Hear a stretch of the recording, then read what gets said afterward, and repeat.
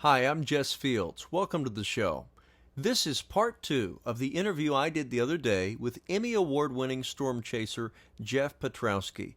Piotrowski continues telling us about his experience with the deadly Joplin tornado, as well as other tornadoes and the time he was almost killed by a carjacker. Later in the interview, we're joined by his wife, Kat Piotrowski, who talks about the life of somebody who's married to a storm chaser. I think you'll agree this is a really interesting interview with storm chaser Jeff Piotrowski and his wife, Kat Piotrowski. It sounds like what you're saying is it's kind of supposed to jar you because you're supposed to know something really bad is happening, Yep. seek shelter. Let's pick back up on this video that we were just playing, Jeff, and then we will get you to comment on it. Car got thrown out in the field. Let's go see if they're okay. I am. They're coming out of the car. They're coming out of the car. They're coming out of the car. They were thrown.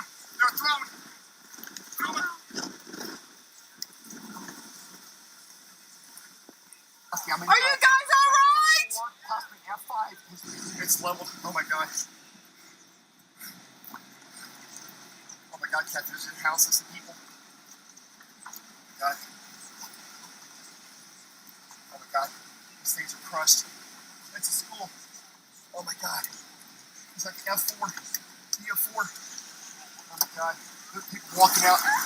They're waving at us. Get someplace where they can get out. I don't know. Hello? Hello? Mom? No, it's busy. It's a fast busy. There's no answer. I'll keep calling. Show me where those people need help.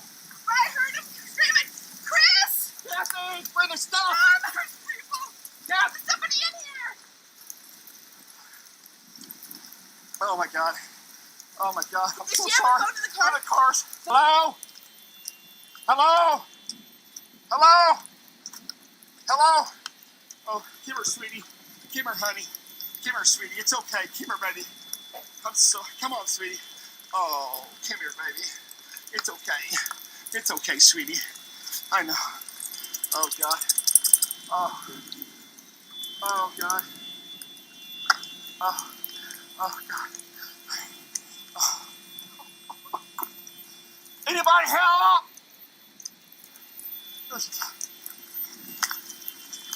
Oh, my God. It's been almost an hour now since the tornado. It's 6:45. The tornado's ripped through Joplin, southwest side of Joplin. I've already uncovered about, this is horrible. First thing to come up on is people that didn't make it. Horrific. It's absolutely horrific.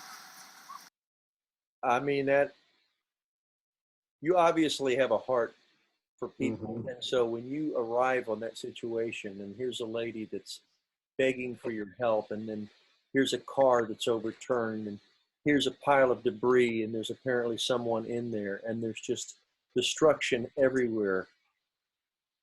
Do you just, how do you decide what your next move is or where you're going to go, or do you just feel totally overwhelmed? I mean, you handle it like a professional, but you obviously got very emotional after that. Right. So Amber Munson was the first lady I came up to, and she was in her home, the first home we encountered, and she was on the phone with her mother in the bathtub when the tornado hit, and the tornado blew her out of the house. It buried her in the front yard, and as we pulled up, I saw literally Amber rise out of the rubble, and she literally stood up out of the rubble, and that was the first. And as soon as she sees me on the street, she comes running toward me because she lost her phone and she's trying to get a hold of her mother. So I said, "What's your mother's number?" And I'm calling, and because all the mass situation there, telephone poles down and cell service down and jammed, I couldn't get out. It was a fast busy. So Kathy takes Amber back to my truck and puts a blanket around her. We carry actually blankets and toys with us when we tornado chase because of incidents like this. So Kathy puts a blanket around Amber, puts her in my truck. I go down the road, and as I walk down, you never know what you're going to find. And a lot of times you find bad things. And, the sirens are going, and I knew I was in the middle of the F5 because everything's level and everything's gone. And what I didn't realize at the time, there's a lot of elderly people buried in the rubble near me there in the neighborhood. So as I turn the corner there, and the car's honking. There's this dog comes walking out, and I just stop, and I didn't know if there's somebody inside the car or not. And so I stopped and just try to coax the dog over to me. And I knew that if the dog would come over to me, if you'll notice that when I bent down and just barely picked up the dog and brought him to me, he had so much debris on him, like sheetrock and just mud, that he shook his debris off of him. And I could tell right then the dog knew he was going to make it. And it was very hard for me to keep my composure at that point, to be quite frank about it. It was gut wrenching. Because I love animals. And I looked down on the car, there's nobody in it. And I knew the next thing I needed to do, which I've been in that situation before in the past, where you've got to separate your emotions from the job ahead of you. And that is, I remember I took a big deep breath, and I had to go to as low as you had it deep down inside my soul. I had to get all the energy to say, I screamed out, does anybody need help? And I screamed out as loud as I could. And when I did that, I could hear screams and cries from literally all 360 degrees. People were screaming everywhere. And so I literally just walked over the debris to the closest sound to me. And the first thing I found was 3 gentlemen. One was already gone. The other one was in the process of not making it. And the third one was in extremely critical condition. And the little slab, he could hear me, but he couldn't see me. And I knew something was very unique about these 3 gentlemen. And I later find out that they all 3 had Down syndrome, and that was a care home. And there were 2 caretakers. I didn't find them initially. And so as I did the best I could for those guys, and while I'm working on those guys, I hear 2 doors down, I hear 2 women screaming continuously for me to help them. And so I walked to the 2 houses down, and there was an elderly lady and her daughter buried under about 8 foot of rubble. And that house was totally leveled. And so I'm still by myself at this point, pulling rubble off, and I could see them. And when I get to them, I won't go into details, but the lady was in a wheelchair, the mother, and she was upside down backwards on her wheelchair, and the daughter was still hanging on to when I found them. I took the last piece off. The daughter was hanging on to her mother's wheelchair, and her other arm was around the center post of the house, which is now on the ground. So she told me later that her and her mother were both in the air as a tornado blew the house away, that she was hanging on the post and her mother with the other hand in the wheelchair. And that's how I found her when I uncovered the rubble. She had one hand on the post and one hand on the wheelchair, and she was still hanging on. Jeff, let me ask you real quick. Are these like mobile homes, or are these like normal homes? No, these are homes. These are wood frame homes built. Not brick homes, they're wood frame homes from probably the 50s and 60s. Yeah. But these are not, because people always think about the destruction being just like mobile homes. These are not mobile homes. These are no. This is a neighborhood. This is a regular residential neighborhood in the Midwest USA, anywhere. Yes. So you hear these 2. You help these two ladies under the rubble, and then what? Well, that took a lot of time in that situation. The entire time I was dealing with that, there was a dog back to my west, and he was constantly barking on top of a pile of rubble, which he was telling the dog was barking and signaling me, come help me, my caretaker's buried in this rubble. And that immediate area, there's a lot of elderly people, which I was not aware of.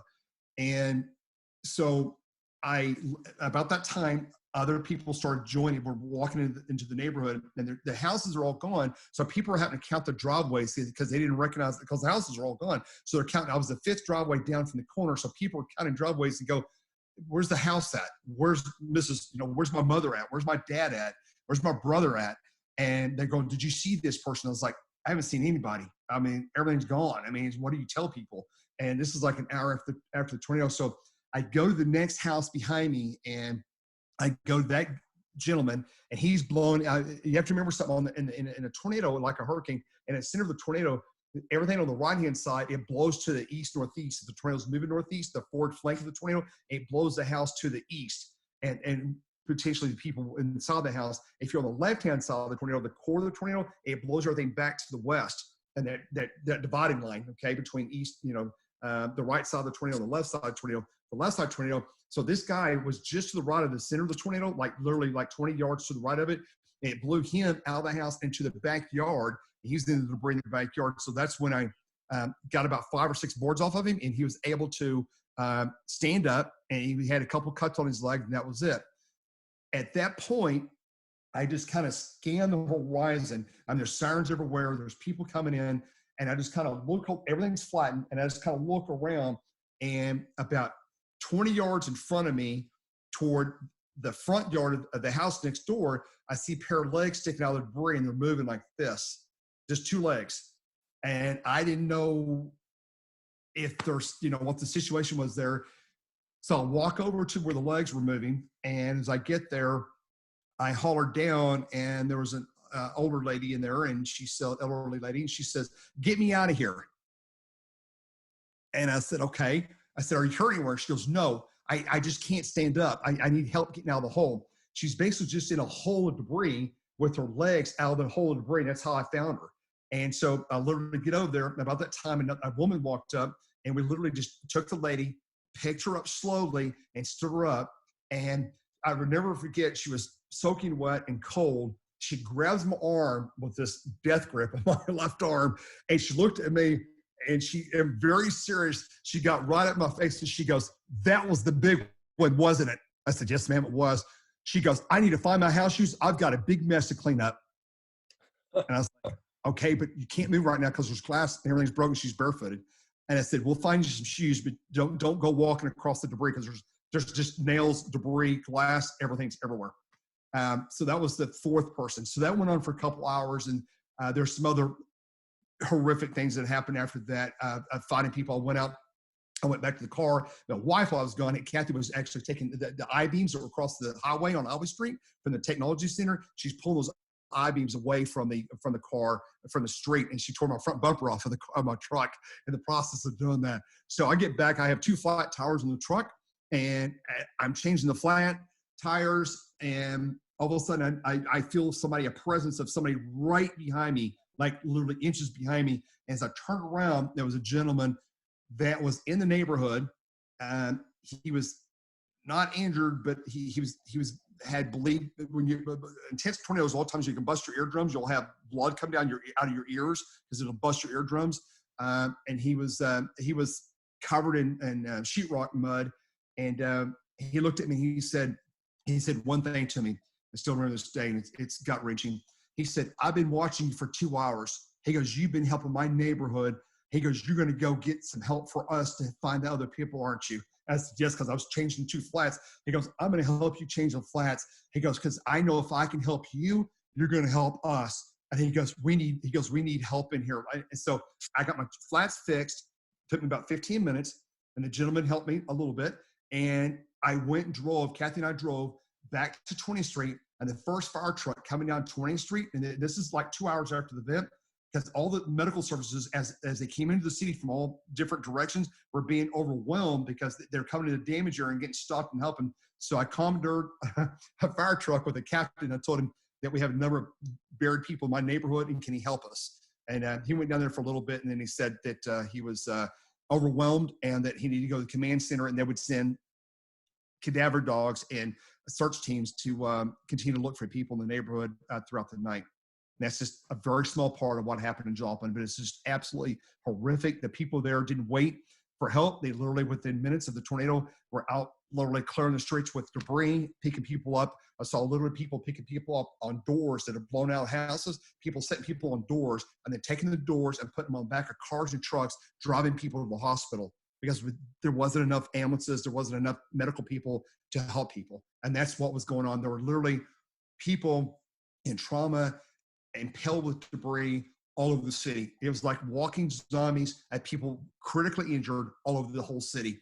And it was like on every street corner in South Joplin. It was horrific. Wow. Yeah. Jeff. I mean, so in what we saw you say there in the video, you mentioned that there were some people that didn't make it. And I don't want you to get into necessarily too much detail there, but I will ask you, in something like an EF5 tornado with really fast winds. I'm sure you'll tell me how fast. What actually takes people's lives? Is it structures collapsing? Is it them being It's a thrown in the combination air? of things. It's structures collapsing. The number one injury in those high velocity tornadoes is the flying debris. It's being impaled with boards, sheet metal. Just think of a piece of rock outside, just a simple piece of rock, a little piece of rock about the size of your thumb.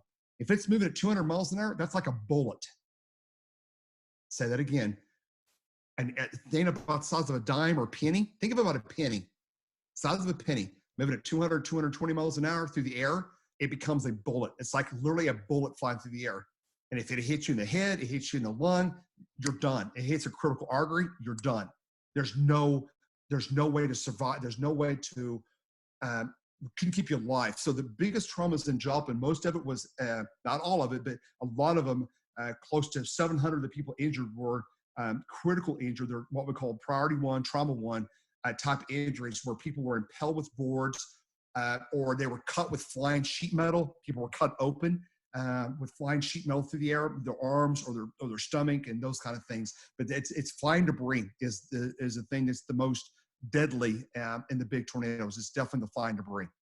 So, I mean, again, to respect the people of Joplin, I don't want you to be too gruesome, but what you saw must have been pretty horrific. I mean, you've seen a lot of storms.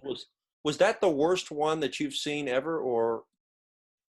Oh, I've seen some other ones that are really bad. I mean, May 3rd, 99 was horrific in Oklahoma City. There's been, multiple. The El Reno tornado was horrific. There's been a lot of big horrifics. Remember, I've filmed almost 940 tornadoes in my career. So, I've seen a lot of horrific things over the years. They're all different. They're all bad. There's nothing ever good about a really big disaster like that. They're all bad. All you try to do is learn from them, help people, educate people, and help people protect themselves, such as putting helmets on, getting in the bathtubs, put as many interior walls from you on the outside. Those are critical things you have to do if you're in a tornado warning and tornadoes approaching your location. Storm shelter, either above or below ground. Safe room, those kind of things. So yeah, I want to ask you before we go to the next tornado footage, how, if you're in the middle of, let's say you're listening to your emergency radio, the power's gone out, or maybe you're watching Jeff Piotrowski on Periscope. You've rolled into town. You're like the Grim Reaper of weather, Jeff, and this is a bad one, and it's near you, it's coming to you, it's an EF5, it's a super destructive storm. And let's say that you're not in a secure shelter that has a good interior room. Maybe you're in a trailer home. Maybe you're in a wooden apartment complex. Maybe you're in one of these vulnerable structures where you're not necessarily sure how strong the structure is. Where do you go? What do you do? I mean, if you've got minutes and you're not in a great place. If you're in a second floor, whether it be a home or townhome or condo or a third floor, you got to get to the lowest floor. You got to know your neighbor and really quick. You got to get to either downstairs laundry room. You got to get to the downstairs neighbors. You got to get in those bathrooms on the first floor quickly. I mean, seconds. Every second matters. You can't debate it. If you're in a mobile home and you don't have a community shelter there or a safe room at your mobile home, it's a timing deal, whether you have time to drive away or not. Depends how close it is. If it's 5 miles away, how fast is it moving toward it? Are the roads clogged where you're going? So that becomes another critical. But yeah, if you're in a mobile home, that's even more critical. They do not want to be in a mobile home, even with an EF1, 2, 3, 4, or 5. You want to get out of those and be in a shelter, be in them, preferably a below ground shelter if at all possible. Yep. Well, I mean, let's just take this to the extreme, Jeff, and say that you were out on a walk, okay, and here comes the tornado, and you really don't have any great options. And let's say you can't even break into a building or something to find shelter. I mean, obviously, when you're trying to survive, you do what you have to do. But let's just say that you're out and about. Where do you need to run to the closest culvert, run to a culvert that goes underneath a driveway? You might be in there with a few skunks or snakes, but You might scare them out one end while you're coming in the other end. But I do a concrete culvert underneath ground, a tin culvert, a concrete culvert. That's if you absolutely, if it's a couple hundred yards, quarter mile, and it's bearing down on you, and you're outside walking, you got to find a culvert in the lowest place, like a depression, like a creek bed, a ditch. You got to get down below the top surface. So as the wind and the missile debris comes above you, you need to be below that area. You need to be able to shelter as low as you can get. So, Jeff, I seem to remember a story that you told somewhere, something about having to abandon your vehicle and go to a shelter that was torn apart or something. Know what I'm talking about? Tell that story. Oh my goodness, that's a toughie. So yeah, that was Oregon, Nebraska. So me and Brian was up there chasing, and I just had my vehicle work the week before, where we had the U-joints changed, replaced. I'm real methodical about maintenance on vehicles, obviously. And we get to the storm, and the storm's tornadoing. It's moving southeast. I hear this big clang bang sound. It's an awful sound underneath the van, and the car comes to a coast. And at about that time, I said, "Hey, I think the U-joint or the transmission just fell out." And it was actually the U-joints came out of the transmission. And at that point, Brian sees a farmhouse about a quarter mile up the road. But the problem was, it was in the same direction the tornado was coming from. About that exact second, as we just stopped, my wife has this uncanny nature of calling at the most opportune time. She calls and she says, "Hey, what's up? I'm out shopping. You guys having fun today?" I said, "We're not having fun. The car just broke down, and it's a quarter mile wide tornado is tracking southeast, and we're in the path that if I don't make it, it's where I'm at." She goes, "Oh, quit kidding me. You guys are kidding." I said, "Kathy, I'm not kidding you." I said, "Tornado's on the way. I'm hanging up right now. I'm in Oregon, Nebraska, and the car broke down." And I said, the guys did something wrong on the U-joints. And I said, "If we don't make it," I said, "this is where I'm at." And she goes, "What are you going to do?" I said, "Hon, we're going to run because the tornado's like 3/4 mile wide. It's moving southeast. It's going to run over us. We're going to be in big trouble." So I hang up the phone. Brian and I get out of the car, and we take off running. Brian's a big guy. I'm tall and skinny, but 6'2". Brian's a big guy. And Brian took off running. He has a camera with him, and he's running as fast as I am. We're running down the highway westbound, and it's getting dark, and I have baseball hail flying through the air. It sounds like torpedoes. Hear it going, going by our heads. Baseball hail. I can see the tornadoes coming to the section line road west of the house about a half a mile, and sucking whole trees out of the ground like toothpicks and just going straight up in the air like pop bottle rockets. Okay, and I'm like, "Oh no, this is really, really bad."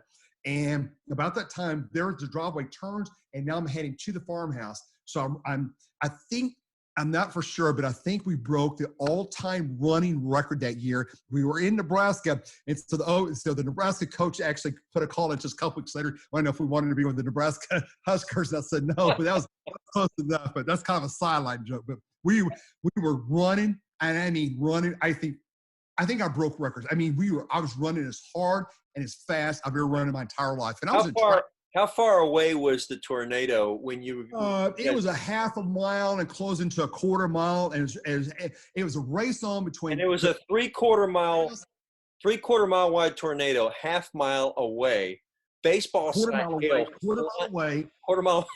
away, moving east southeast toward the house, and it's a race. Who's going to get to the house first, me or the tornado? I beat the tornado by 20 seconds. The eastern wall of the tornado by 20 seconds. I got on the front porch. It's one of those old farms that had this the old metal railing. And the railing, because the winds are like 100 miles an hour on the front porch, they're whistling. The rails are going, they're whistling. Okay. The lady, her husband was out with the guys on Saturday night, nearby farm. They're doing their thing on Saturday night. And the lady said, she goes, "Your car's broke down. What's wrong with the car?" And I said, "Tornado's in your farm field." And she was hard to hear. And I said, "It's going to hit us." And she says, "What do you mean it's going to hit us?" I said, "Do you have a basement?" And she said, "This is all happening in like 10 seconds on the front porch." I said, "Do you have a You're sitting there. There's a tornado right there, and you're sitting there having a conversation with this. And she goes, "What do you mean?" I said, "Tornado's going to hit us." And about that time, this is the truth. The west windows of our house gets impaled with flying debris, tuba force, punch the west windows of our house. They explode. I'm literally 20 feet away. And at that time, she grabbed, the power's already out of her house. She has a flashlight. She unlocks the door, the storm door, And I grabbed the door. About that time, Brian's just getting the porch, and he stumbles and does a face plant just inside the door. I'm grabbing him, and as she takes off to the kitchen, she takes off to the right. I have no idea where she's going. She's going to the basement, which she has to get in the back of the house to go down the stairs into the basement. So she takes off the kitchen. I just saw a flashlight running, and I'm in pitch black, and my ears are popping, and the roof above me is bouncing like this. The sheetrock is coming off above my head, and I can see it's lifting. It's coming off. And so Brian and I, we race to the kitchen. We race down the stairs quickly. She dives underneath the pool table. And from building, I know there's generally a void underneath the stairs. Like she had a washer and dryer underneath there. So me and Brian huddle under the stairs, and the stairs are bouncing on our backs like this as the stairs in the basement are trying to come off. The house, upper end of the house blows away. A majority of it blows away. That lasts for about 2 minutes. You can't breathe. There's dust falling in the basement. And about that time, I said, okay, let's go check and see what's left. As we go up the stairs, the lady's next to me. And as I open the door to the basement, the moon is out. The tornado's still on the ground. It's in her cornfield, leaving their section line. I think it's cutting a path through the corn. I hear it's taking the grain silos. It's taking 3 of the grain silos. They have 2 grain, the harvest corn with the big tractors, the big John Deere tractors, the big ones. Those are now tossed into the field. The farm is gone. Okay, these are like 4th-generation farmers at this location, and the only thing standing on the house, the only thing that was still standing, was the north wall. The north wall had a rotary phone still attached to it, a rotary phone. I pick up the phone, and there's a dial tone. I called 911, and I called 911 from our cell phone or bag phone in the car. I told them we broke down, and tornado was coming, and if we don't make it, this is who we are. So they already had people on standby waiting for the tornado to pass. So as soon as I called, I said, by the way, man, what's your name? She tells me her name. I can still remember now, but I won't say it. And she says, this is my address.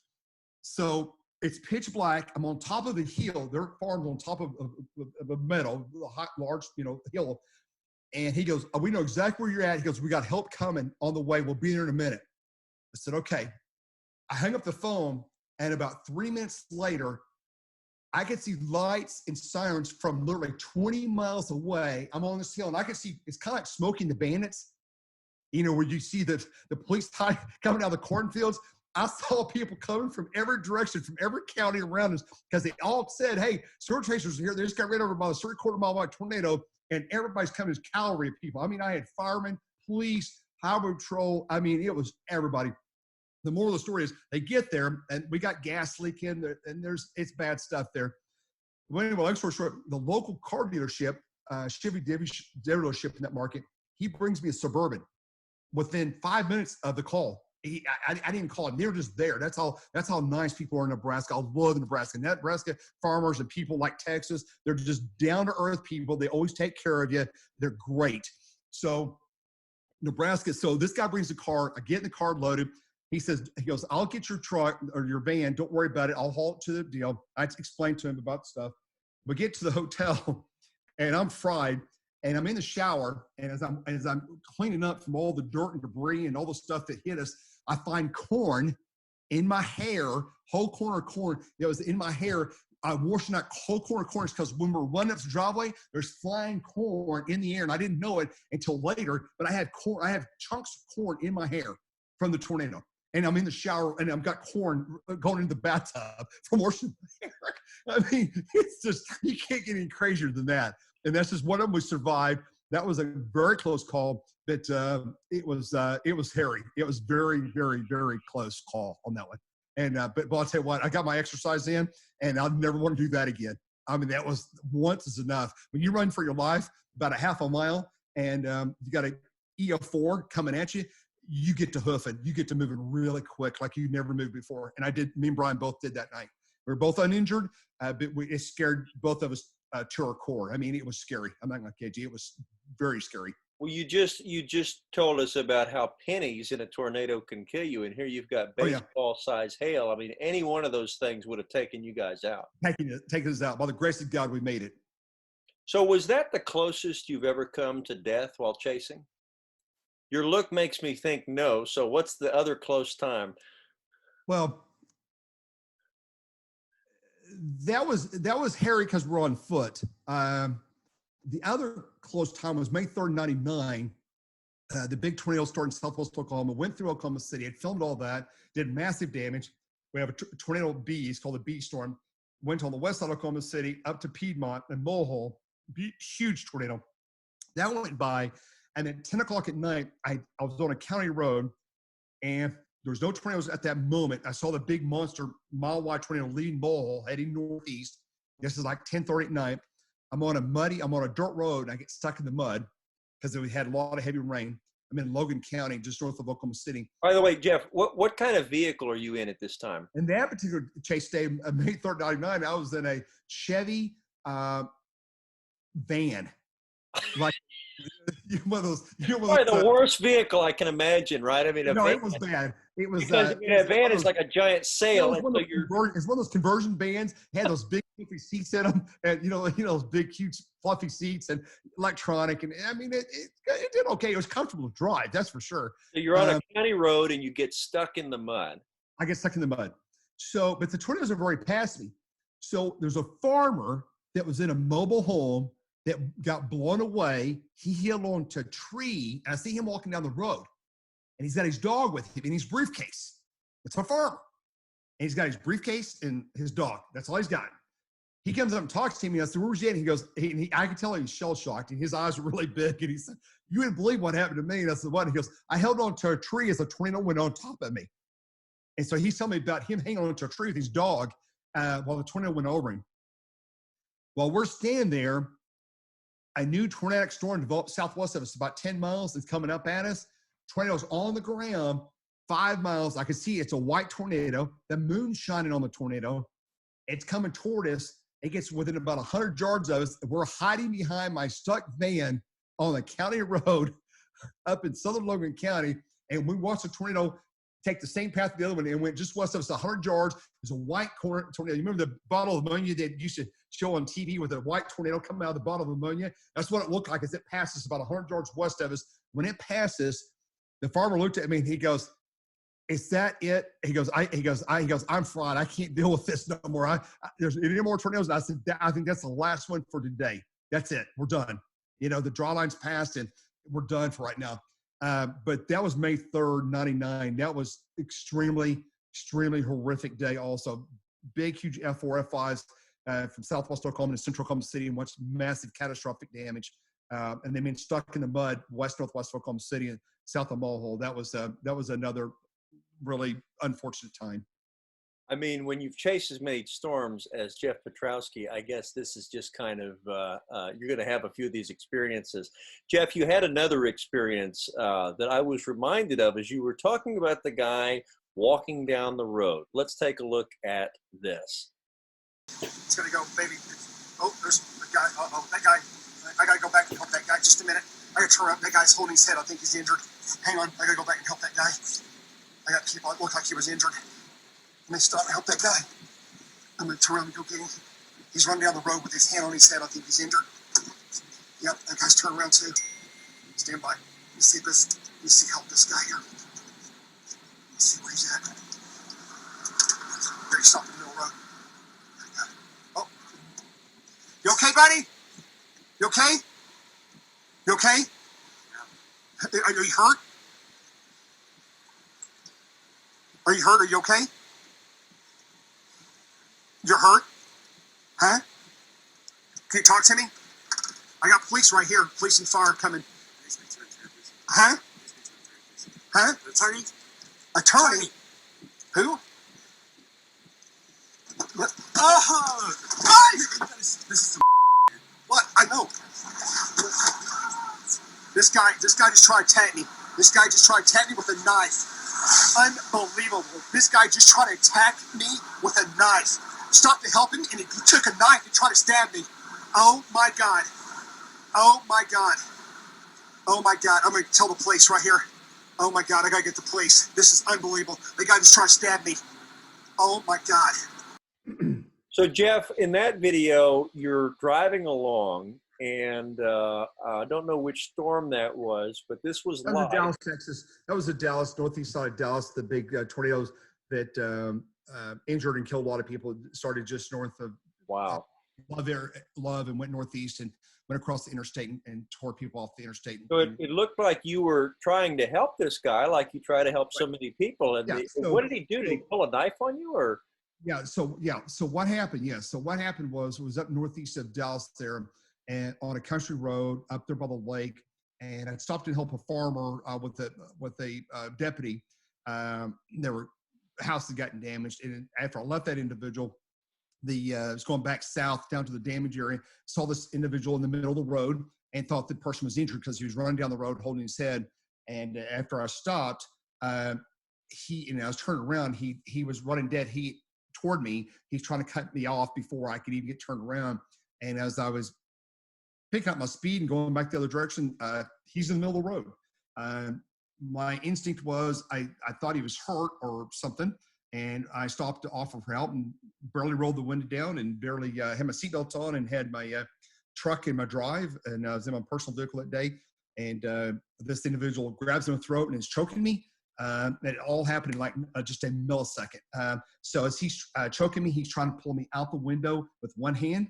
And later I can tell you the guy was on meth and he was bipolar and he had some health issues. Mental issues. He was definitely mental, and he was on meth. And the guy was extremely brutal and was trying to kill me. Got the Florida car and got the car up to 40, 50 miles an hour, and jerked the car wheel 2 or 3 times to get him off the vehicle. And Wait, he was hanging on through the window of the vehicle? He's standing on my outside running boards, hanging on, trying to stab me through the window. And at the same time, choking me with my left hand. And he's trying to pull me through the window. So I almost passed out because he's literally strangling me, my throat. I mean, he was literally strangling me. That is incredible. You can't tell that from the video. So you're driving, you start driving. He's got his arm around your throat. He's strangling me. And as he's strangling me, I take both of my hands and I go up as hard as I can. And when I did that, I tore both of my shoulders.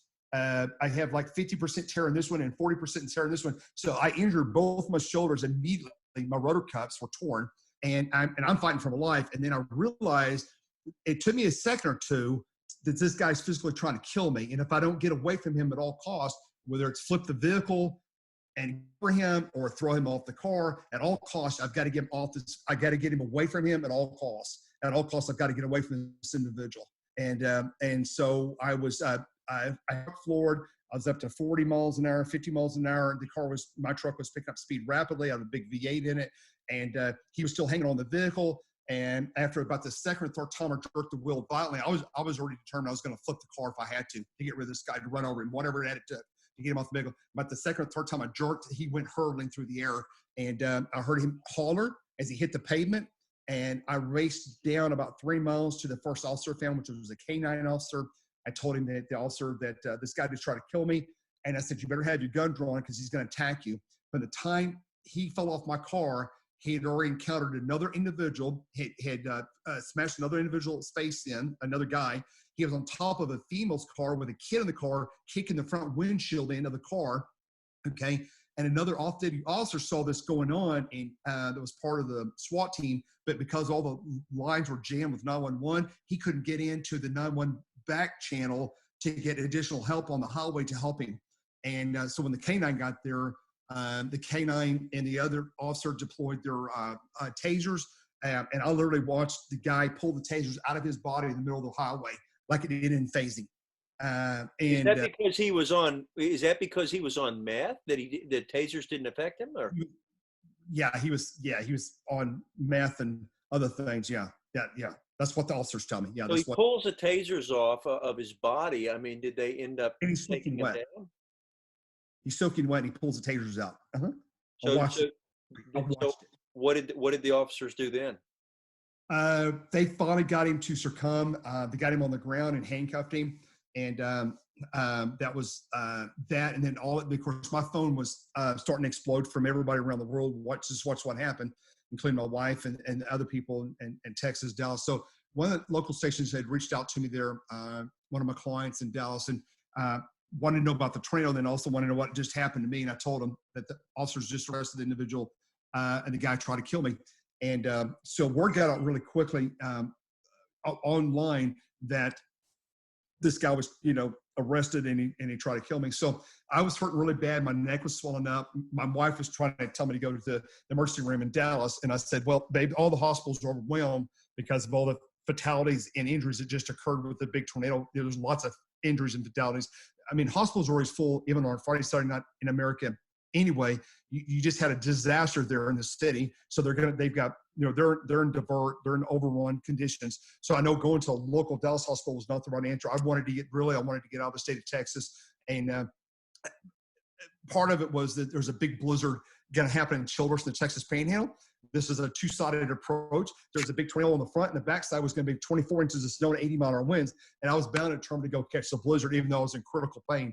So I told my wife, I said, you know what? I said, call the hospital where the surgeon is at Tulsa Bone and Joint. And I said, get a hold of those guys and tell them I'm going to need an emergency deal when I get there tomorrow. They're going to have to do scans on me.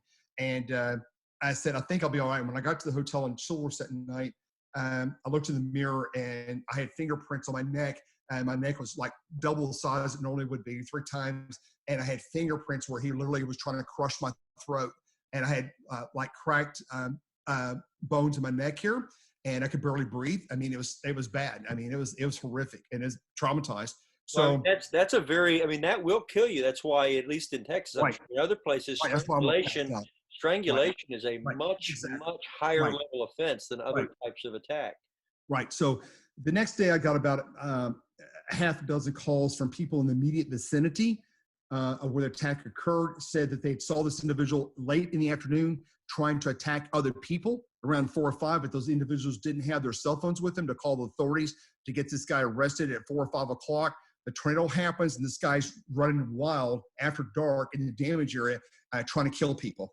It was just, it is horrific. So about 24 hours later went by, and the following Monday morning, won't go into every detail, but my phone rings at 6 a.m. I see it's from Dallas.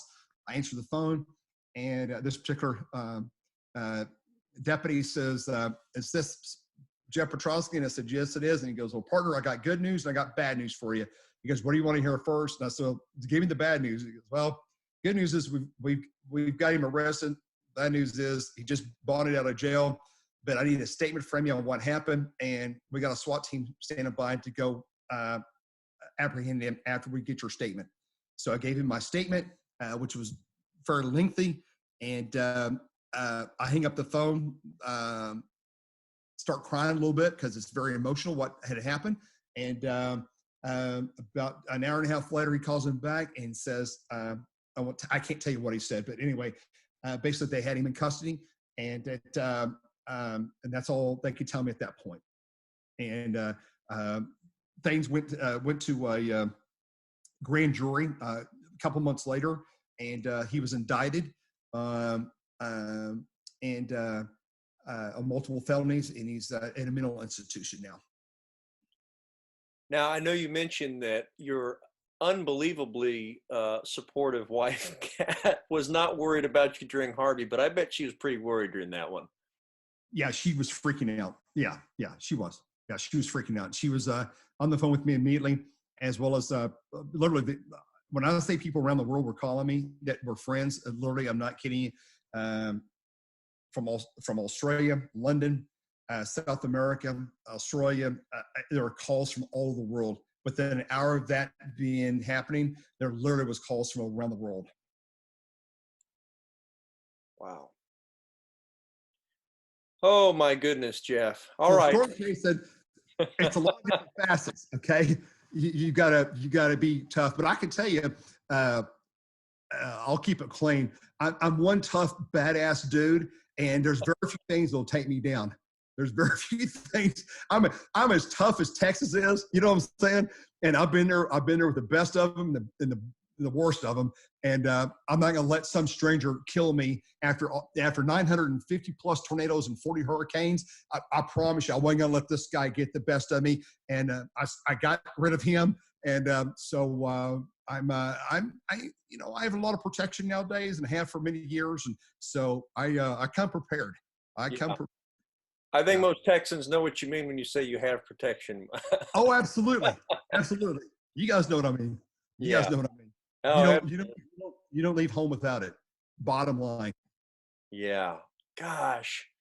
Oh, Jeff. All right. Let me cue up this last storm, and then I got a couple current event questions, and you've been very generous with your time. I mean, this is just, I'm thinking, you know what I'm thinking is, it's like you are like the real life Lawrence of Arabia, but of Tulsa.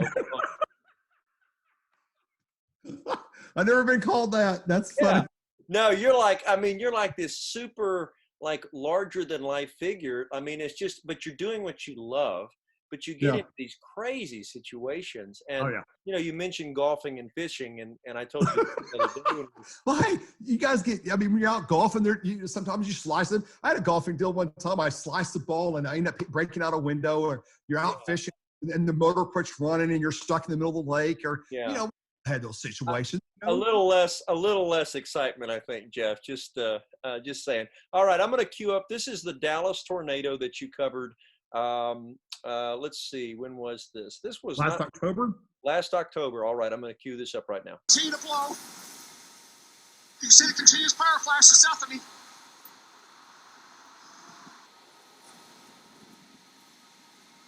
Debris field, half a mile wide, maybe 3/4 of a mile wide.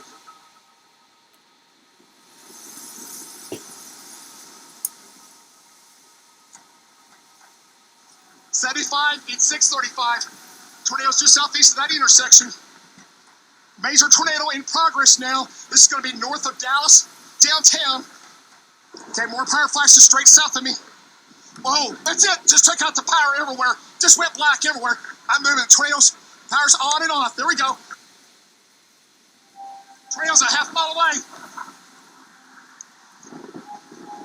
Hey guys, power flashes. Tornadoes getting closer. Tornadoes now south-southwest. A 6:35.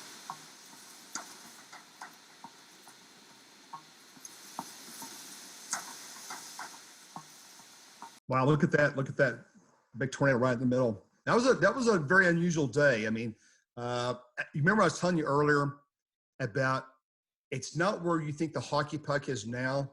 Where's it going to be an hour from now? Where it's going to be. It sounds like a lot of what you do is the predicting. So with the Dallas tornado, I mean, you were you on 635? Where were you? Yeah, so I was up at Ardmore and Sherman up in North Texas on I-35. I dropped south to Denton. Then I go over, I take I believe it was I have to look at the map. I think it was like 121 southeast across Dallas Metroplex. I'm cutting southeast across, I'm going from Denton. I'm dropping down to Carrollton, Lewiston, and then on down to the 635 North Loop at Farmers Branch, and just south of Addison Airport there. And as I do that, I see the velocity start to really intensify on the storm coming out of just north of Addison and Irving area, back to the west there in Arlington area. And I look at the terminal Doppler out of the DFW airport, as well as the Dallas Love Field. I like the terminal Doppler at the airports because they give you 1 minute update scans. So it's very quick and high resolution. So I could see the couplet was tightening up dramatically. And I remember looking out the window on 635, and I looked outside. It looked like a spaceship. It was like 40 plates stacked like a wedding cake. And there's this big barber pole rotating with these huge inflow tail clouds coming into the storm. And I knew right at that moment it was going to start producing a violent tornado back southwest. And I actually can't go into details, but I actually had a rock band from New York and California with me in another vehicle, and they're filming a movie shoot for a music video. And we shot that afternoon out in Northwest Texas. And I said, I've got a gut about something. They said, what's your gut? And I said, I think there's going to be a tornado in Dallas tonight. And they said, but you're the only one saying that. Nobody else is talking like that. And I said, I think we're going to film a tornado going through Dallas tonight. And I said, do you want to see it, or do you? No, what? This is a rock band? You're with a rock band? And so the rock band wants to go with you on the tornado chase. Well, we filmed, yes. So we did a music video we set this up like a month ahead of time. They said, okay, when's it going to be weather? They just wanted, I didn't promise them tornadoes. I just said, well, look at some storms. Okay. They just wanted to get lightning and rain and just a thunderstorm, a good Texas thunderstorm. And I said, okay, let's go out in West Texas out here at my shoulders. And we did. And there was nice thunderstorms. I mean, very pretty. They got great, fantastic. We had double rainbows over fields. It was beautiful. It was fantastic. They loved it. Then at nighttime, we had the storms kept coming, and it was beautiful. So that was on that night. The following day was the day we were over here by Ardmore. And I said, well, today we're going to be in Southern Oklahoma, North Texas. We'll see how it unfolds. And then literally at 4:45, all of a sudden things start changing from Oklahoma.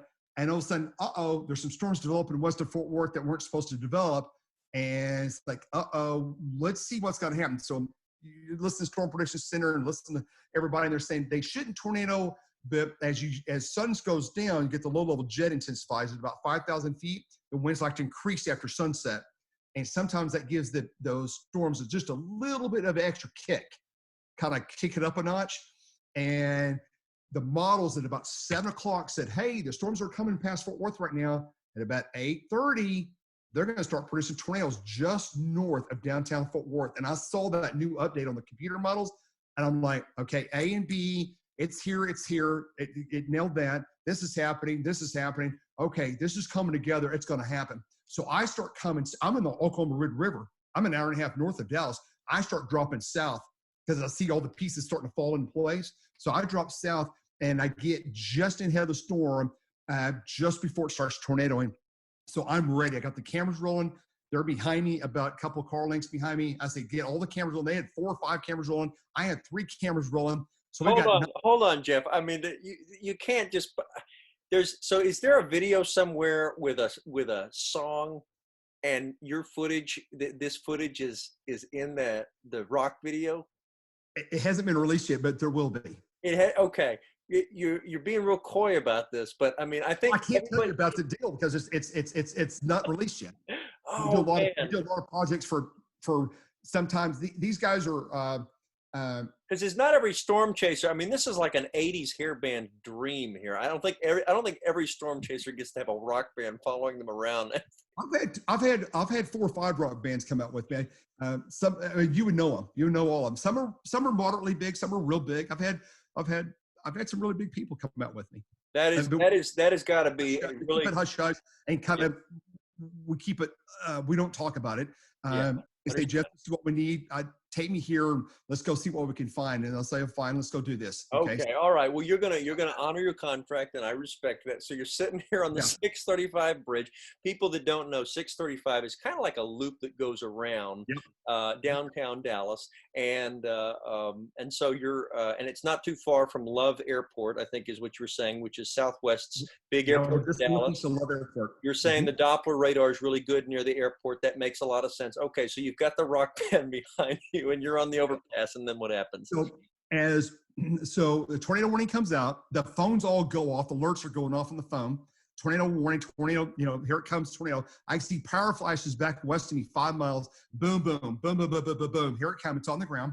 So I decided to go east. I see there's a, as you go on 635 and you start to go to the southeast, there's a bridge that goes up in the air like, 200, 300, 400 feet. I'm way high. I'm like at about 4 stories above ground. So I've got a tremendous view back toward downtown and back toward Fort Worth. I stop on that curve. I'm off the shoulder and I start filming, and we wait for it. And it's getting closer and closer. So I'm doing play-by-play because I've had family members, and we've got business people down in Dallas. So I know Dallas Metroplex very well, and all the roads. And I'm calling out what road the tornado's going down, play-by-play, as it's happening. And I said, don't leave. And as it's getting closer and closer, you can hear the roar. The winds pick up out of the northeast. The winds are out of the northeast at 40 or 50, going back into the tornado. And the tornado's getting bigger and bigger and bigger. And at that point, I hear the roar intensifying. And I know it's catastrophic. It's doing catastrophic damage to that point on the northeast side of Dallas. And that's when it hits the Home Depot. And there's a big power grid right by the Home Depot, like these big power grid. I mean, big towers there. And it hits, I think it's like 600,000 volt lines there. And when it hit that, it lit up like you could see it for 40 miles. I mean, it goes, and then the power goes out, goes dark. The night that Dallas went dark, okay? So the power's out. Here comes the tornado, and I'm holding my position on 635. It's a half mile, it's a quarter mile. I hear the roar. I decided to go ahead. I said, guys, we got to go now. They want to keep filming because they're filming. And I said, guys, we got to go now. So we blast east at the last second and go down the highway. And as we're going to the highway, there's debris falling out of the sky onto the interstate. as we're going east. And we continue to follow it, and it produces multiple tornadoes northeast of Dallas. And we continue to zigzag, and the towns northeast of Dallas over the next hour continue to film multiple tornadoes on the ground, stovepipes to wedges to all kinds of things happening as we went northeast of Dallas toward Garland and Wiley and east of Richardson, Rockwall, up in that area. Yeah, it was crazy. So things aren't always like you seem, but yeah, occasionally we take out rock bands or people that need to shoot, beautiful things at times. Sometimes it's just it might be a 500 fortune company that needs a special shot of something. Whether it's maybe a rainbow over a wheat field, no damage, no tornadoes. They just want to see something pretty. We do those kind of things as well. Well, so Jeff, I think everyone that's listened to or watched this immediately is thinking, how can I quit my job and become a storm chaser? Because it sounds like the most exciting thing you could possibly be doing with your time. And obviously it's not possible for everyone to do it. And as we've already discussed, it's an unsafe thing if you don't know what you're doing. And very few people have Jeff Piotrowski's many decades of experience. But let's say you want to start paying attention and, learning a little bit about how to look at radar, and you want to, maybe if there's a storm coming through your area, you want to be a little more aware. Where would you advise people to start and kind of pay it a little more? Right. So around the country, local weather service offices in WS, they have local AMS chapters and local National Weather Association chapters. So NWA or AMS chapters locally that even young adults in high school that are good in math and science that want to go into the field of meteorology. A lot of times they'll have training classes about the weather spotting, not so much storm chasing, but about weather spotting, just getting the fundamentals of the basis down, and then it kind of grows from there. And then there's people like myself and other people who can take people out, for a fee, and they can learn how to storm chase and see things out, for a week at a time. Wait a minute. If I want to go out with Jeff Piotrowski, I can pay you and you can take me out to storm chase? Yeah, we don't do the big groups. Got the COVID deal going on this year, so we wouldn't probably do that this year. But in a normal year, I'd take one or two people. I don't do big groups because there's too much risk involved. But yeah, one or two people at a time is more of a controlled type deal. Yeah. I'm starting my savings account for that tonight, Jeff. So, okay. So like, technology, you show people the radar on the iPad and stuff. I mean, like, what kind of apps or technology do you use? Yeah. So we the company, transparency, I work for a company called Barron Weather and Barron Critical Weather Intelligence. And we have free apps. A lot of stations in a lot of markets around the U.S., including Dallas and Houston, have it's called Barron Weather app. You can download, and it gives you the hurricane, it gives you rain, storms, warnings, watch warning, also the Barron critical weather, such as advanced warnings, such as if you're in a path of a tornado, it'll give you a heads up that you're in a dangerous path of a storm. So we have all kinds of different apps that we have. It's called the Barron critical app. I can show you if they're on the camera. Yeah, I can kind of. So I'll put links to these in the Barron critical weather app. That's the one I personally use. It's really fantastic. And then we have another deal. If somebody wants to get into a paid service, but there's free app. We got a free app out there called Barron Critical. There's another service called Barron ThreatNet, which is a little bit more advanced. But if you're like an emergency manager, or if you're somebody that has a business and you need to understand threats potentially coming to your facility, we have a deal called Barron ThreatNet app. And that tells you it's a paid service. It's like $20, $40 a month. And you can get lightning, hurricane watches and warnings, alerts, radar. It has a ton of stuff in here. So those are the two apps I use the most out in the field, and they're very site specific, lawn based. They follow you no matter where you. When I travel around the U.S., I use this one app, and I pop it up whatever city I'm in, and I've got local data, which is really what you want, right? So no matter where I travel, it's always with me. Yeah. So you and your wife Kathy have obviously a business too, and the videos I played earlier were mostly from you guys' YouTube channel, Tornado Alley Video. But tell us a little bit about what other things you've got on offer.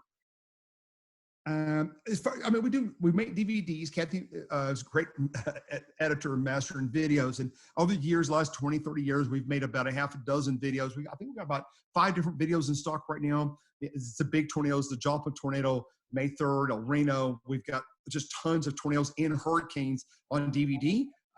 People can go online and order those from the Twister Chasers website. or you can order through the Tornado Alley video site as well. Yep. So is Kathy right there next to you? Not right now. She's somewhere in the kitchen, probably somewhere. Okay, I was going to say maybe I could ask her a question. Sure. Let me see if I can go find her. Just a I minute. would love. Yes. Okay, so now, Jeff, you look a little bit different. Just kidding. This is Kathy Piotrowski. And if you watch the periscopes as often as I do of Jeff chasing, you will have seen Kat often kind of moderating the chat and thanking people for engaging and sometimes making fun of Jeff's Oklahoma accent and things like that. But Kat, in all seriousness, I mean, what is it like to be married to this intrepid storm chaser who gets assaulted on the highway, stuck out with tornadoes, running to farmhouses? Oh, well, I tell you what, there's never a dull moment. There hasn't been for the past 22 years that I've known him, known Jeff. I mean, for the minute that we first went out chasing for the very first time I went out chasing with him, and up until today, it's just never a dull moment. I've never seen anybody that's quite. I mean, you have to be thinking about several different things at the same time and be able to do them well when you storm chase. And I'm so impressed by how he can do that. You know, I kind of stay focused in one lane, like on the video editing, and that's what I do. You know, but when we're out in the field, I'll follow along on radar, and I'll give him some suggestions sometimes. And maybe he hasn't noticed that, but for the most part, he does it all on his own. He really does, yeah. Well, I know that's not true, because those videos, by the way, don't make themselves, and I edit video, and it's hard. And you do some really amazing video edits, and also there's a lot of stations that use these videos. Now, let me ask you. So, when you first met Jeff, where did you meet him? I met Jeff, ironically, before, okay, you know how there's Match.com now, and there's all of these, online dating forums. Well, then they didn't have that. It was called a singles line, and you literally like left your profile on a recording, and it was like a dating service, but it was online. It wasn't online. I mean, it was on the phone. It was the craziest thing. And the advertisement was on TV. And so I thought, I'm just so tired I tried everything. I'd been to all kinds of dating services and everything. I hadn't met anybody. So I thought, I'll try this. I'll give this a shot. So I left my profile, and Jeff had heard my profile, and he contacted me, but it was all really security driven, because I could listen to he was interested in me. So then I listened to his response to my profile. And if I decided I wanted to talk to him, well, then I give this code or whatever, and then he would talk to me. So anyway, we ended up exchanging phone numbers. That was something you weren't supposed to do at first, but we did that, and we talked for 2 weeks before we met one another. And so at some point, I mean, I would imagine this is one of those big conversations that has to happen, where this man that you start seeing, and he goes, by the way, I'm a dangerous storm chaser, and I go out on these. Crazy is, I wish I could go back. I should have went back in time to think about everything that we talked about, because the 2 weeks that we spoke before we met one another, we did not talk about weather, which I find that so unusual. I had no idea that he chased storms. So it was his big secret that he's out chasing storms. And then at some point he says to you, by the way, I spend almost all of my time driving around and looking. We met in person and at a restaurant called Charleston's in Tulsa. And we're sitting there and we're talking about, and he said, I'm into weather. What does that mean exactly? And then he told me, that he storm chases. And then I was really fascinated, from Oklahoma. And I'm like, really? Well, but he still didn't let on. Like, he had already won an Emmy at that point, and he didn't let on to any of that. And I tell you, I really I didn't know. Had no idea. It was just in little bits and pieces. Did you know what a storm chaser really was, or did you? I heard what they were. Oh, well, the movie Twister. See, we met in 98, actually like January of 98. So the movie Twister had come out, I think, in 96. So I knew what storm chasing was, but no, I've always been the type of person to, well, it's not very smart, but what I would do is I'd always wait, watch a storm roll in, and I just literally stay outside as long as I possibly could, even with lightning coming down and everything, until I just absolutely had to go in, because I loved just love the beauty of nature, that kind of thing. So that's something I did do. I did enjoy that, but I never really thought to myself, oh, I'm going to go storm chase today, or that was never on my radar. So he never took you on a date like, hey, we're going to go into the heart of a really dangerous, tornado right now, or anything? Well, he did. Well, the first time that I saw a tornado, he took me on. What he did do, he was really smart in this aspect. I'll have to say this. In February of that same year, no, it wasn't February, it was April, I believe. Anyway, Alabama had just had a horrific F5 tornado. And he asked me if I wanted to join him as he went down to do some damage survey. He wanted to do it on his own. That's something he liked to do. So I love to shoot photography. So that kind of opened up the whole world for me. Into severe weather photography, because I was before that I just did people, just like on a fun thing, nothing professional, but I did have professional gear. My dad had given me his very high-end Nikon equipment, and so I was always just playing with it and having a good time. But he took me to this F5, this devastation with an F5, and that was a very, very humbling experience.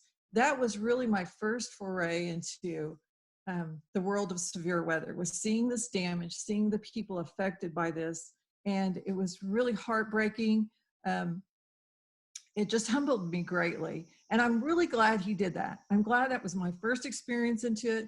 It gave me, there was much more to all of this than just going out and getting all excited and chasing storms, so that was really a good thing. So we saw some of that earlier, because I talked to Jeff about, and we looked at some video with the folks that are watching this or hearing it if they're listening to the podcast, of how you guys both were in Joplin, Missouri after the destruction of that tornado, which is one of the deadliest in U.S. history and killed something like 160 people, injured 1,100 plus.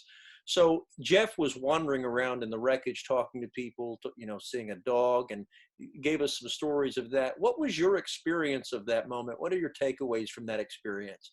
Well, that dog you mentioned, it was really ironic, because I did not know he had also seen that dog until I edited the footage later on that night. But I had encountered that same dog, and I had picked it up and put it on the back of a truck. Of course, all of this is in my memory. I don't have any video of it. I just, GoPros, I don't even think they had GoPros, did they then at that time?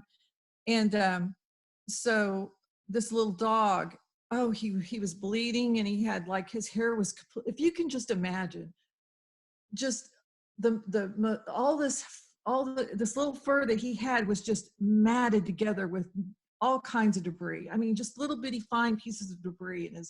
And I put him on the back of the truck, and I dried him off. I wrapped him in a towel and everything. And then he just took off. It was so crazy. And I found out later that the SPC people had found him. But my whole, everything that I did that day, we were totally separate, Jeff and I. And everything I did that day was so much different than what he did. I mean, we both had different experiences, but I guess you could say in a way similar. So what was one of the experiences, like Jeff was, telling us about how he went and helped a couple of people get out of rubble and kind of uncovered a couple of ladies, with one lady had her mother in a wheelchair, and they had been hanging on during the storm to the center pole of the house. What was, did you have experiences of helping some people after the? Oh yeah.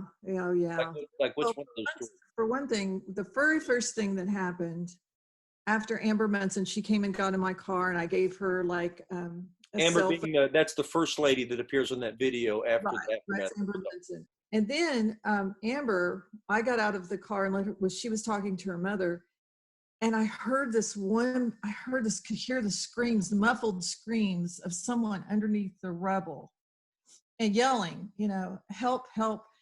And it was, if you can just imagine, I mean, you're standing in this, you can't tell what anything is or what it was. They're houses, but they're just piled on top of one another. And you hear someone screaming for help.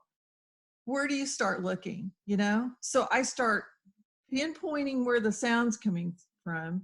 Then I get to the place where I think it's coming from. And then the voice stops. And I'm like, oh no. And the voice completely stops. And that haunted me for the rest of the remainder of the entire day, until this woman just appears with her grandson and their little dog. And she's talking to me. She just starts talking to me. And she's pointing kind of in the direction where I'd heard those screams. And she said, we've been trying to get out from underneath the rubble. And I said, oh my gosh. I said, were you screaming? And I was saying, what she was saying, like, help me get out of here. And she goes, yes. She goes, I realized finally that I could get myself out. It was going to take some time, but I quit yelling for people. And so that made me, I was like, oh, thank goodness. Because I probably would have, until I found out if that person had lived or died there, it would have just really kind of haunted me, But one of the things that really struck me was Jeff had come back to me and said that there are people that have not made it, and they're up ahead. And so when people started coming down the road, down the Iowa Street, walking, I would stop them and I would just say, do you have family up here? And try to prepare them, for what they were going to see. And this one man, he said, he walks up and he was just frantic. And he said, my daughter. And I said, well, sir, I said, now just stay calm. You're going to have, I said, there's some people that have not made it. You're going to probably run into some bad scenes up here. But anyway, he collapsed and fell to the ground sobbing. And that just like, oh, that tore me up. I had to, but there were so many people that were just kind of like looking and shouldn't have been there, really. And I had to kind of discern and try to make sure every, person was on the right path. Most of them were, though. Most of them were doing the right thing. A lot of people probably don't know what to do when something like this is going on. Right. And they just kind of wander around. You and Jeff, obviously, from the experiences that you guys have shared with video, always seem to make a point of trying to help people. And that does put try. Yeah. Yeah. So what is from that particular day, that Joplin tornado aftermath, what was the hardest experience for you that day, Kat? Oh, I think probably there was one man in particular that he just appeared from behind me and he had blood coming out of his ear. And I said, sir, you need to sit down. He was wanting to know if he could help me. I said, oh no, I'm fine, but you need to sit down. And just for me to stay really calm and be supportive, but not scare anybody. That's what I wanted to do, was come across as, and then to get that person to safety, which people did come and said, does he need to go to the hospital? I said, yes, please. And they put him in the back of a truck. But it was the unknowing for me. It was the unknowing after we got home, who made it, who didn't, it was that, but when I was creating the DVD, which I was highly encouraged by this wonderful woman named Linda Lindquist Baldwin. Her brother was lost for, I think it was 3 days in the tornado. And his story is quite remarkable because he said, she encouraged me to do, so I started doing research. And in that research, when I was putting the bits and pieces together of the experiences that I had been through and Jeff had been through, that's how I found out who the owner of that dog was. That's how I found out, who the have you seen our DVD that I I produced? haven't seen the DVD, but I feel need to free to send. send me one. but but Yeah, no, I will. I'll get your so information. the dog though, okay, so the dog, you guys both saw the same dog. We saw it in the video that Jeff Mhm. was getting this dog. Y'all found the owner of the dog. Yes, yes. I found the owners of the dog. She lived in a house that was right there, actually, where Jeff came across the dog was put in a cage. He had been in a cage at home by himself. Before they left, she's a real estate agent, and she had 2 children, and they had been out. She was showing a house in another county, I believe is what it was.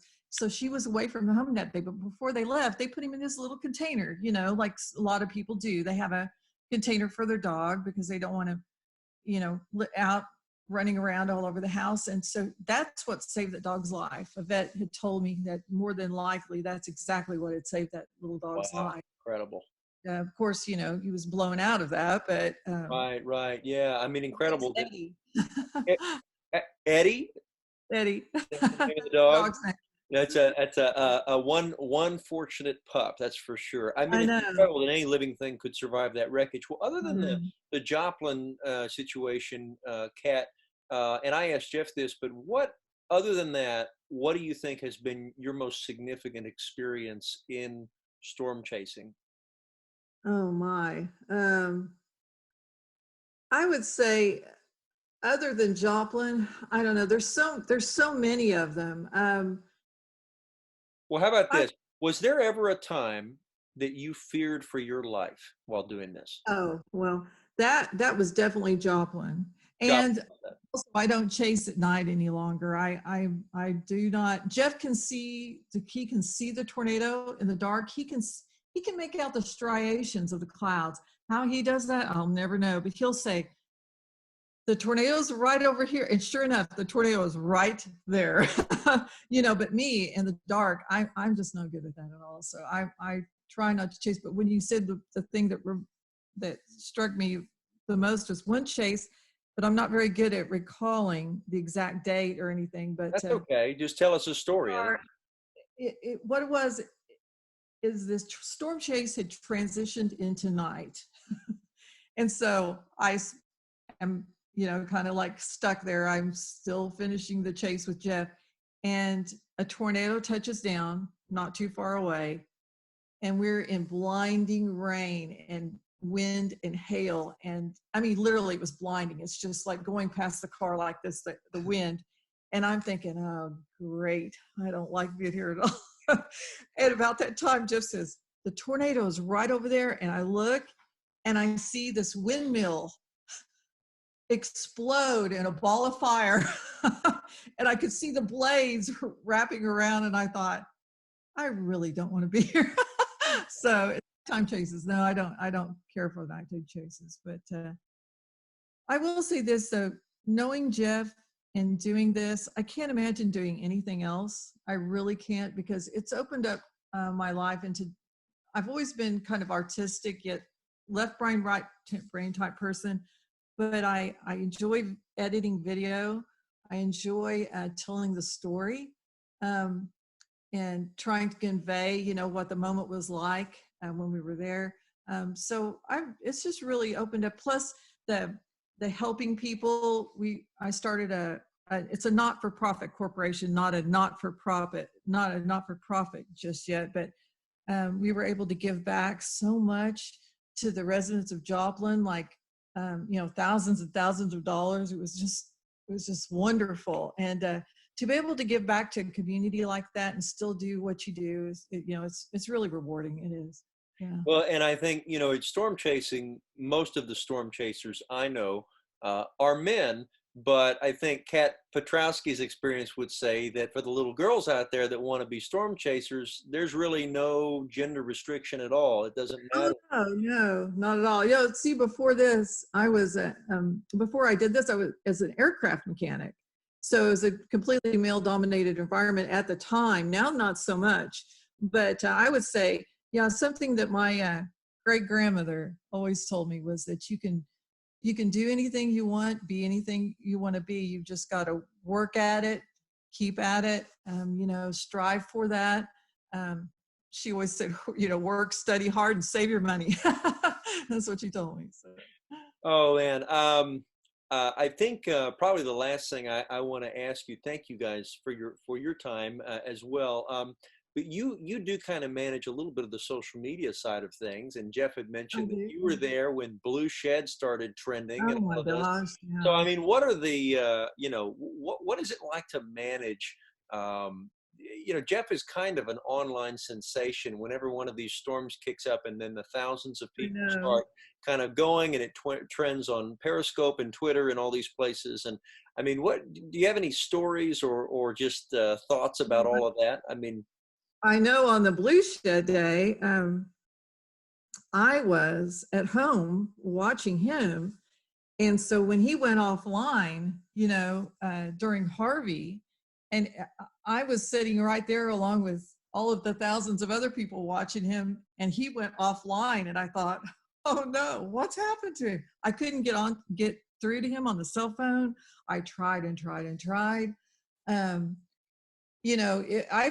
felt what everybody else was feeling. I mean, I know exactly what they were, but I knew he was okay. I mean, I don't know how to describe that. I just knew inherently he was okay, but I didn't know what had happened, so I thought something has happened, and he could have been hurt, I knew that, but I still felt inherently he was okay. But yeah, and then also that night he was, a night that a guy kind of attacked him. well, we actually played that video, so I was going to ask. So a storm, because it seems like you would trust Jeff's judgment in a storm and would say, he's probably going to be fine because he knows what he's doing. But when you have a psychopath that's got his arm around your neck and you're driving, that was really, really he scary. described it, and it's not obvious on the video, but Jeff described how he had to drive up to 50 miles an hour and shake the wheel and everything, and the guy was hanging on. And I mean, what were your reactions to that? It's funny because Jeff, when he came home, which was a couple of days later, he had the place on his neck. You could see it very visually. The swelling, his neck was all swollen up where that guy had him by the neck, and it was bruised even. And I talked him into going to the emergency room, and I'll never forget because on the video it just looks like it all happened so quick, and you can't get a grasp for really how bad it was. So, but it is telling if you rewatch that and you see the guy put his hands on the front of the hood. That's really, really scary. But the doctor, I said, it happens so quickly. And the doctor turns to me and he says, it just takes a second to kill someone. I said, oh, Wow. well, you're right. That to put it in perspective. It's not like, it doesn't have to be a long drawn out event for something terrible to happen. So, but yeah, when I was watching that night too, that really concerned, it really troubled me because Jeff has always stopped to help people. And we both have, we've stopped to help people, and to have someone fake injury and then have that happen to you, it affects you. It affects you, and it affects you for a time to build up your trust again.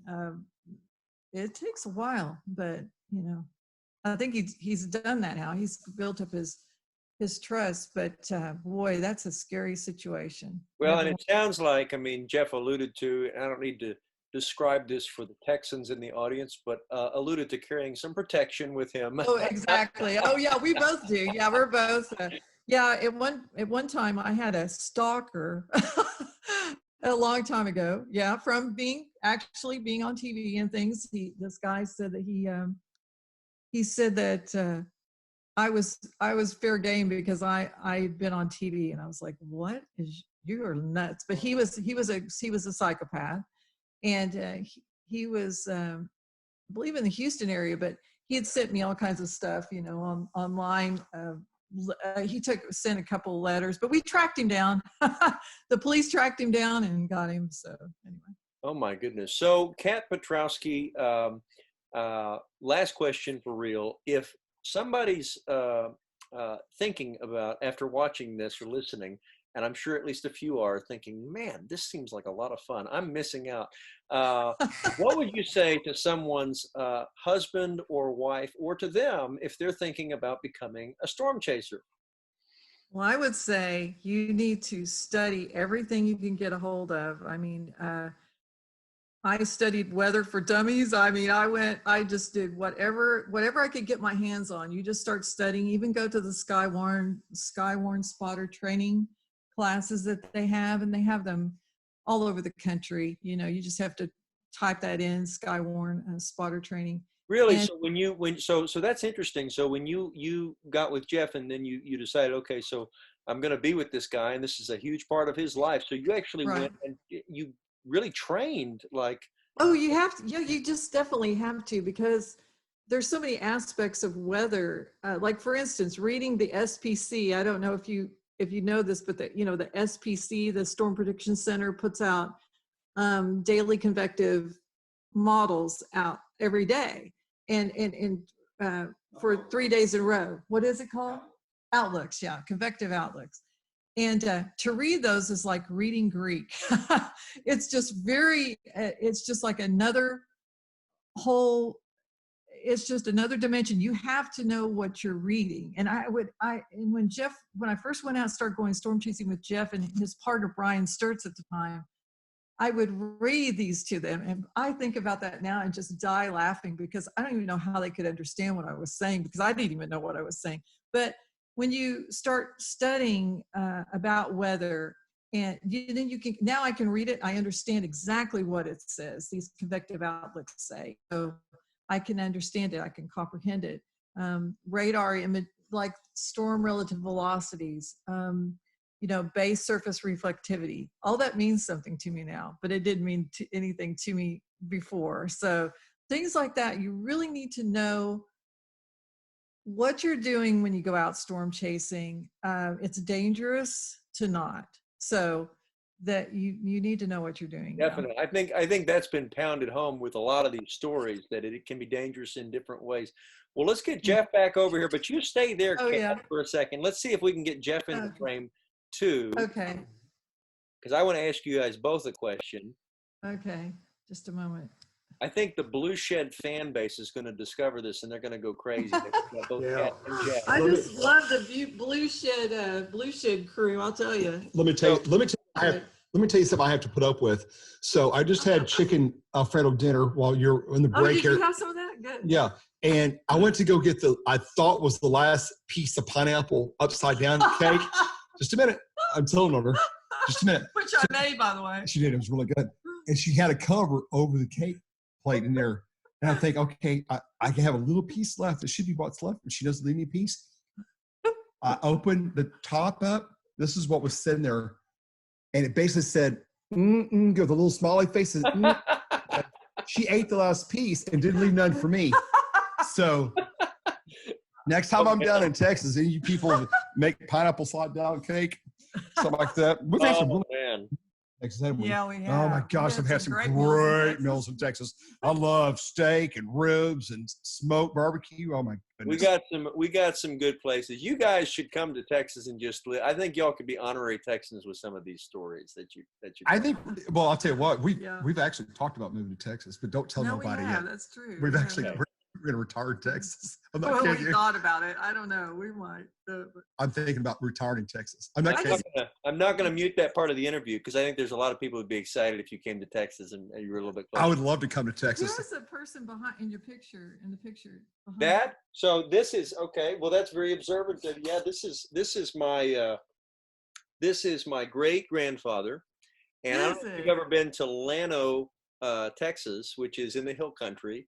Yes. A little bitty town west of Austin, but my great-grandfather was the county judge of Llano County, the postmaster, and the superintendent of the schools out there. So he was kind of this amazing guy in like the late 1930s, early 1940s. So yeah, he's just a neat person from. Oh, that's cool. I'm glad. That's nice. You have his picture there. They they really take us to where we need to go in life. So. Well, let me ask you guys this, since y'all are both there. What is it like to have someone that you are married to who shares your passion like this, Jeff and Kat, because y'all are both passionate about weather. When you are on Periscope, you know, Jeff, if it's just you, Kat is there on Periscope. She's participating with you. She's taking care of commentary. It's a team effort. I mean, it really is. It's whether we're together or apart, it's a team effort, because to be honest with you, it's overwhelming how much stuff you need to do. You almost at times on the big outbreak days, as the big hurricane days, you almost need a team of like 10 or 15 people to keep up with the social side, because we literally get thousands of requests a minute coming in. Like, what should I do? Where should I go? What's it going to do? How bad is it going to be here? Where's the flood going to be? So it's impossible to answer every question. So yeah, it takes a team of people. Literally, I know, it's overwhelming. I like to try to answer a lot of people on there, because I don't know, it seems like when it's social media, you know, you like to feel like you matter, like what you said just matters. And so that's why I try to reply to as many people as I possibly can, because, you know, when Jeff and I know he's busy and he can't. Yeah, I'm but driving. I know what he's thinking, and I know what he would want to say to them. So I try to answer it as best as I can on there, just so that they feel like they're, now, of course, the ones that aren't so nice, I try to. Yeah, you have haters. I mean, sometimes you have haters, and you have the people that don't like you. But hey, you take the Periscope, the people on Periscope. I love every single one of them because they are so fun. Sometimes I've just sat and read the comments and just started laughing because it's the so comments funny. are just hysterical, but I don't have time to watch them. Everybody feeds off one another. It's just hysterical, and I know you've seen them. I know you've seen the them. comments come up so fast. It's like a tote board. It's like 100 miles an hour. It's just going like this. Just, I mean, you can keep up with them. So you do have a hardcore set of fans. Yeah. I certainly watch a lot of your broadcasts. When I hear that, I appreciate that. I don't know if it's the same for everyone, but when my Periscope goes off, it's like a little, you know, it's like a little Tweety bird. Yeah. So you know, I think, well, because you're the only person I follow, so I think, well, Jeff's out there with a storm again, you know, somewhere. When that little whistle goes off, generally, I'm very cognizant of people's time and money, because every second you're away from your family or you're away from work, or I'm distracting you because something bad's happening, is I've been very cognizant of people's time, so that when I start my Periscope, I don't want to just start it and I'm driving down the road and, hey, it's a pretty day in Texas here. Out in West Texas, we've got some blowing dust. When I start my Periscope, generally all heck is breaking loose within a minute or two, and I'm describing what's getting ready to happen. And that's why people love the Periscopes when I start them, because when I go online, they're like, oh my gosh, something big's happening. I'm usually the one who calls him afterwards and says, why was that so short? Yeah, she wants to be staying on continuously. I want to tease people, look, and they like it. See a lot more. Yeah, it's a good format. I mean, sometimes, you know, you do get to see a little more than just extreme weather. You were in Throckmorton the other day, and you had those beautiful birds singing, and that was really nice. Throckmorton, and then the big bull up there. Remember the big bull picture? I don't know if I wasn't periscoping there. I had the big. No, you weren't periscoping. Sarah. But yeah, we try to bring the pretty side of things too, not just bad stuff. But there's all kinds of. I mean, oh my gosh, the rainbows, the cows, and the birds, and the lightning at nighttime. I mean, there's just all kinds of great stuff. My next video, I'm going to release on our YouTube site. Actually, it's got zebras. Oh yeah. Actual zebras, rainbows, cold air funnels, and I think that windmills. So it's got. I mean, when you think about all of that combined, you know, but the zebras, coming across those zebras out in the field was just hysterical. With the rainbow, was pretty amazing. So, Texas. Yeah, it was Texas. It was in Texas. It was Texas. Yeah, we got some exotic game ranches. Well, so obviously, you will have and do have, I promise you, some people watching or listening to this who are hardcore Jeff and Kat Piotrowski fans. What would you say to those people specifically, the Blue Shed crew, the people that are like, we're Blue Shed people? Oh wow. Well, we love all the Blue Shirt people, and we love all the people. We have a bond together because we all went through it together. And we had highs and lows and a very emotional roller coaster that night. And then they get to see the survival of the people the next day, and then helping people get the message out about Rockport needs help, and it's been decimated. And then watching the cavalry from across the state of Texas come in. Because I knew when I put that tweet out the next morning, I didn't share that. I'll share quick story with you. The morning at Rockport, there's no cell coverage. It says nothing on my phone. But I remember one thing. Remember we talked about scouting a while ago and how important that was? Yes. Well, east of Rockport, there's a big causeway bridge that goes up about 400 feet in the air. And I remember when I drove that bridge earlier that day, my cell service went from 1.5, 2 bars up to 3 or 4 bars. And I thought, what if I drive to the top of the bridge, if I could get a half a bar or 1 bar out? Well, sure enough, as I drive to the bridge, I film the damage at Rockport. It's now like 7:30 in the morning. The sun's just coming up. It's raining really hard. The center of the hurricane's just north of me. And I go, I'm going to put out an emergency broadcast Twitter from Rockport. So I get to the top of the bridge. I'm the first car on the top of the causeway at 7:30. There's nobody around. And I have a half a bar LTE service. And I'm like, oh my gosh, I think I can get out. So I composed a tweet real quick, said this is an emergency broadcast from Rockport, Texas. We've had heavy damage. We've got buildings collapsed. Send help. And I put it out and I tagged FEMA and a couple other people, I think the governor and stuff. And I knew when I put that tweet out, it was going to go viral, and it did. And I knew the cavalry was coming. It was a minute. Matter of fact, the FEMA retweeted it. And a few minutes later, so when you put those kind of messages out, I know it's going to get to the right people. Those right people follow me.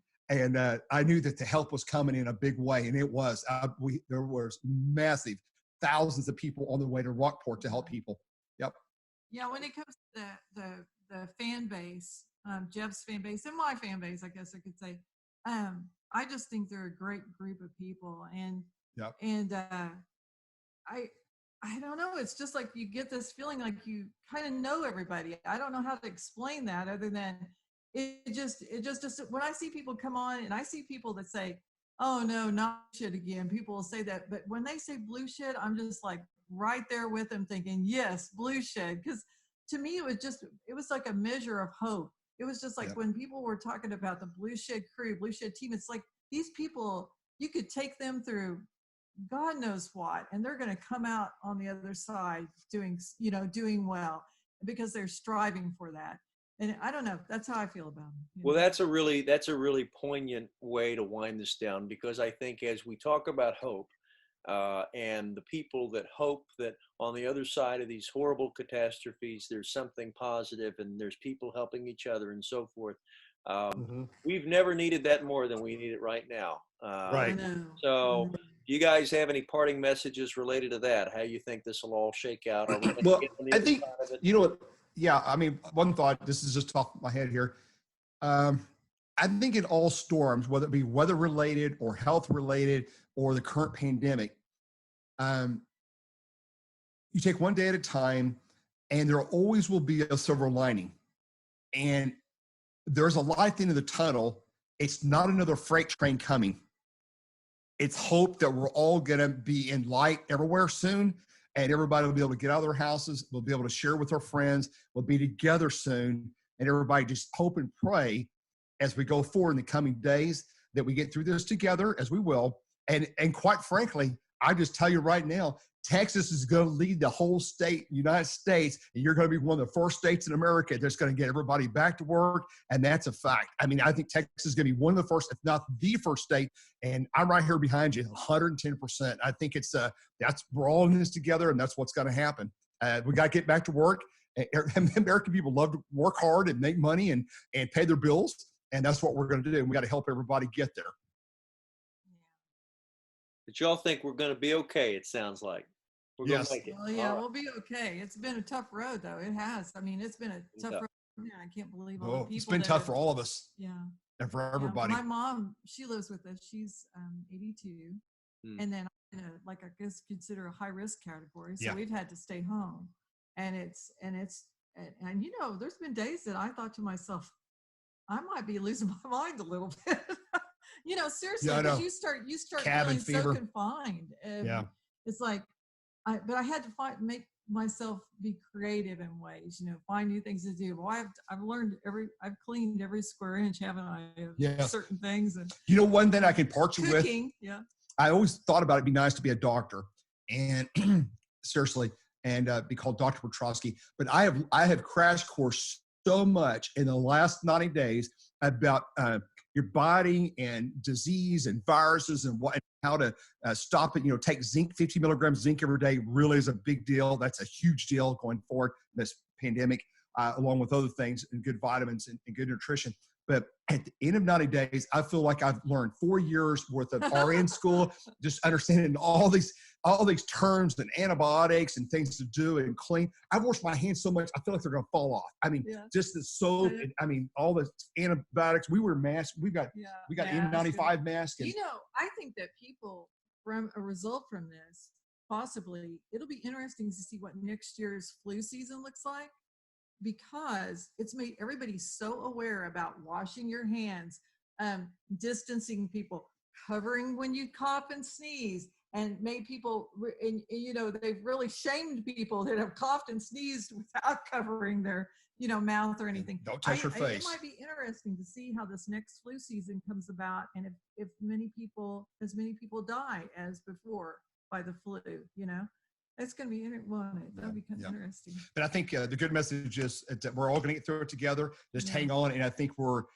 13 days, 14 days away. I think by the 1st of May, things start opening up. And I think by mid-May to June, a lot of states will be open up. And I think by July 4th, it'll be the greatest American celebration in history. This is Piotrowski telling you, the biggest celebration in U.S. history is going to be July 4th, 2020. Well, God willing, that we see that. I sure hope so. I am trying to be optimistic, and I have talked to some optimistic people. I've talked to some pessimistic people. Right. But I will say one thing that is for sure: what you guys both do and provide for folks, the information, yes, a little bit of entertainment, and a little distraction, Jeff. But sometimes we need a little bit of that distraction. It is something that improves the quality of our lives. And I have no doubt, because a lot of people are stuck inside, that there will be people that have watched us all the way through this part of the interview and listened, and they are very thankful that you guys took this time with us. So thank you guys both for being here. And I hope you stay safe out there, both of y'all, as you continue to chase these storms and as we get into this tough hurricane season we've got ahead. Yeah, thank you so much. We appreciate it. It was really a pleasure meeting you. And that was part 2 of my interview with Emmy-Award-winning storm chaser Jeff Piotrowski, and special thanks to his wife Kat Piotrowski for also joining us. If you like this program, please subscribe on YouTube or in your favorite podcast app. If you have an idea for a guest or would like to be one, email me at jessfieldsshow@gmail.com. Thank you for listening.